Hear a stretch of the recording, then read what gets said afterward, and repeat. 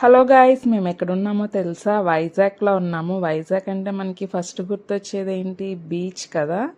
అసలు వైజాగ్లో ఎటు చూసినా బీచే కనిపించిందండి. మేమైతే ఇదే ఫస్ట్ టైం వైజాగ్ వెళ్తాం.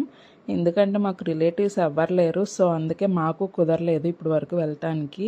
మా హస్బెండ్ కూడా ఇదే ఫస్ట్ టైం. ఈ వీడియో అయితే ఆర్కే బీచ్ దగ్గర మేము ఏమేమి చూసామో మొత్తం తీసాను. సో వీడియో అయితే మిస్ అవ్వకుండా లాస్ట్ వరకు అయితే చూడండి.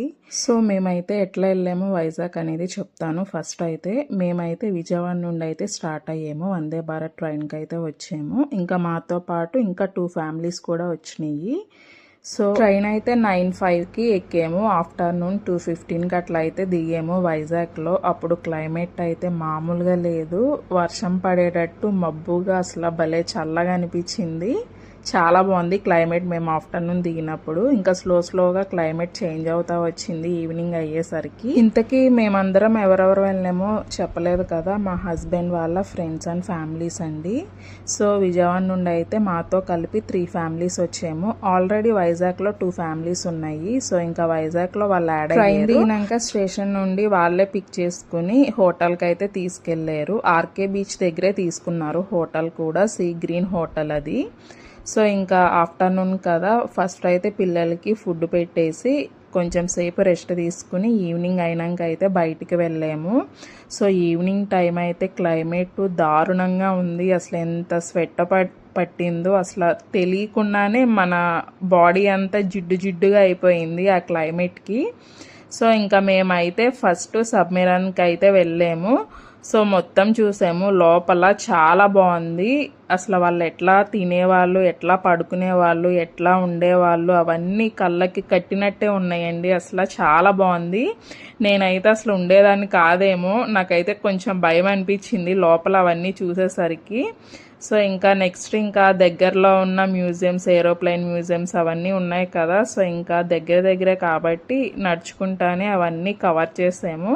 ఫస్ట్ అయితే మేము పిల్లలు ఉన్నారు కదా, ఇంకా ఏసీ కోసం అని చెప్పి ఎక్కడికక్కడే వెళ్ళిపోయాము టికెట్స్ తీసుకుని. అంత వేడిగా ఉంది బయట, చాలా ఒక్కపోతగా ఉంది. చూసారా, మా హనీ అయితే మంచిగా ఎంజాయ్ చేసింది. అందరూ చిన్నపిల్లలు కదా, చక్కగా ఎంజాయ్ చేశారు.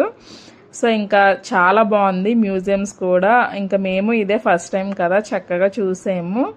అండ్ మేము కలిసింది కూడా ఫస్ట్ టైం ఫ్యామిలీస్తో. సో ఇంకా మంచిగా ఎంజాయ్ చేసాము అందరం, చక్కగా కబుర్లు చెప్పుకుంటూ ఇంకా అట్లా అయితే మంచిగా ఎంజాయ్ చేసాము.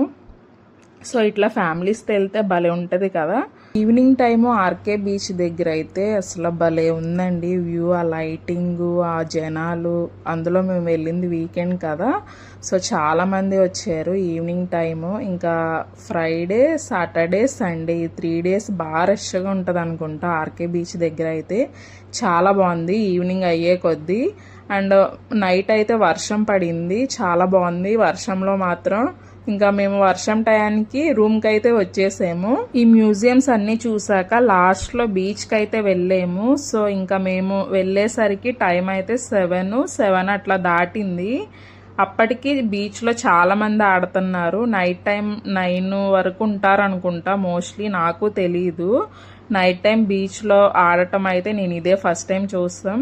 చాలా బాగుంది. మా హస్బెండ్ అండ్ వాళ్ళ ఫ్రెండ్స్ అందరూ దిగారు, మేమైతే దిగలేదు, పిల్లలు ఉన్నారు కదా. సో ఇంకా పిల్లలు అయితే ఒక పక్కన కూర్చుని ఆడుకున్నారు ఆ ఇసుకలో. చాలా బాగుంది night time beach view and బీచ్లో ఆడటం. నేనైతే ఇదే ఫస్ట్ ఎక్స్పీరియన్స్. నాకైతే చాలా బాగా నచ్చింది. సో ఇట్లా ఉంటుందా బీచ్ దగ్గర నైట్ లైఫ్ అని అనిపించింది నాకైతే. అంత బాగుంది. చూసారా, మీరే చూడండి.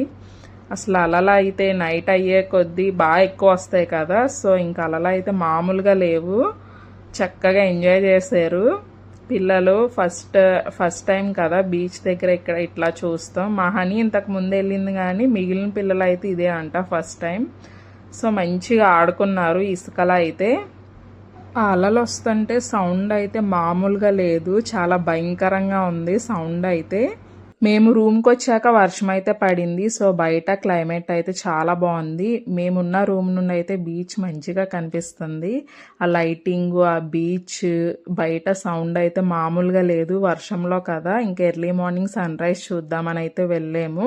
ఇప్పుడైతే బీచ్ ప్లెజెంట్గా, కామ్గా, పీస్ఫుల్గా ఉంది. పక్కనైతే వాకింగ్ చేస్తున్నారు. ఇంకా మేము ఆర్కే బీచ్ దగ్గర నుండి ఎక్కడికి వెళ్ళాము అనేది నెక్స్ట్ వ్లాగ్లో అయితే చెప్తాను. సో లాస్ట్లో అయితే కొన్ని పిక్స్ దిగాము. సో మీకు వీడియో నచ్చితే లైక్ చేయండి, సబ్స్క్రైబ్ చేయటం మర్చిపోకండి. Thanks for watching.